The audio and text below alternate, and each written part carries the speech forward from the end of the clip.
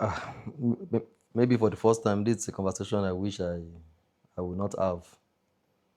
I saw some parts of it, and I cannot escape saying I lost concentration at some point. With profound respect to His Excellency Peter Obi, it was more of a lullaby than an insightful conversation. With greatest respect to the man. However, he said he left PDP because of transactional politics. You see, at this point, we have to temper our analysis with mercy, with passion, with understanding. I want to see Peter Obi now as perhaps he's a good man. He's just not a he's just not a leader. You understand? If you base your assessments of a fish on its ability to climb, every fish will perform poorly because that is not the natural habitat. But within the current of waters, within the water body, even the worst fish will swim. Obi as an individual, maybe as a friend, if you have him as a family member, a relative, maybe as a trader, perhaps he's a good man. Let's give him the benefit of doubt. But by his own confession, that he left PDP because the system within the party is not favorable to him, then he fled. He has confessed, he has admitted to us what we have always known, that the man is not a leader. He didn't start with PDP. So I wonder why the interviewer didn't query him further. He started with APGA. Did he leave APGA because of transactional politics? 2003, I believe. That was when they had the election in Nambra, correct? The late Ikemba Odimego Ojukwu used his might, his network, his influence, and his goodwill within the Indigo people of Anambra State to give Peter Obi the governorship ticket of APGA. Ojukwu formed that party from his own goodwill, his own, vision. He formed the party and gave him the ticket of that party. He ran for 4 years, court processes and all, so he started his administration in 2006. But he ran for 4 years. And the rumors have it that Ojukwu was disappointed in his underwhelming performance in the first 4 years. He didn't want to allow him run the second term.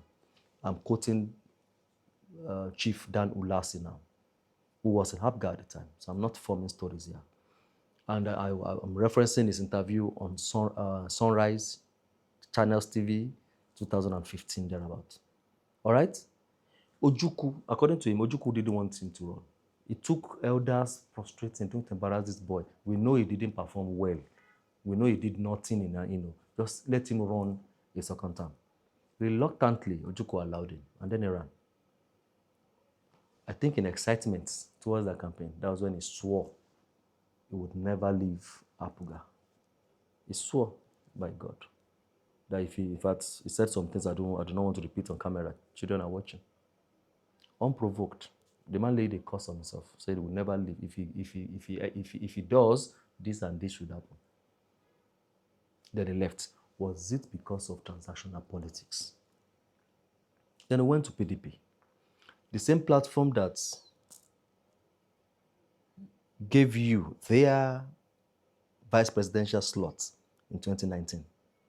They could have won the election, couldn't? Anybody that ran at the time on the major parties had a chance of winning. Isn't that so? So that's why I see any candidates of a major party as a potential president, because elections could go either ways. So they could have won. They didn't do transactional politics then when they had him on the ticket. In 2022, Peter didn't want to run for presidency. We were all here, and we are not kids. He didn't want to run. Obedient pushed him.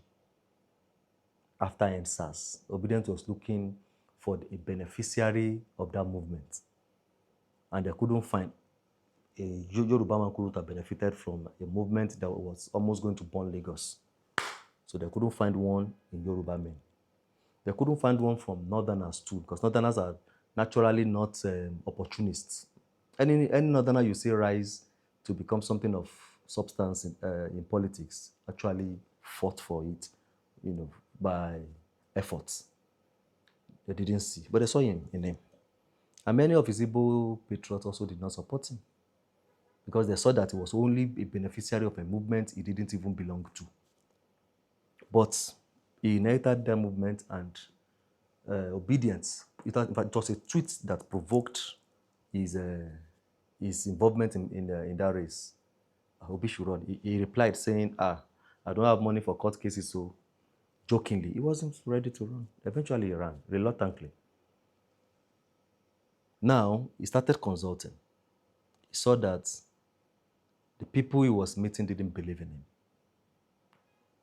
Those he went against had better opportunities, had better chances, had more recognizable grassroots strength. You understand? Then he fled. He knew he was not going to win. So he didn't leave because of transactional politics. He left because he knew he stood no chance of winning the ticket of that party. So he went to a party. That same interview you are referring to, Charles reminded him that you went to a party where almost all the candidates that could win stepped down for you. So he went to a party where he knew he wasn't going to compete. The man left because of competition.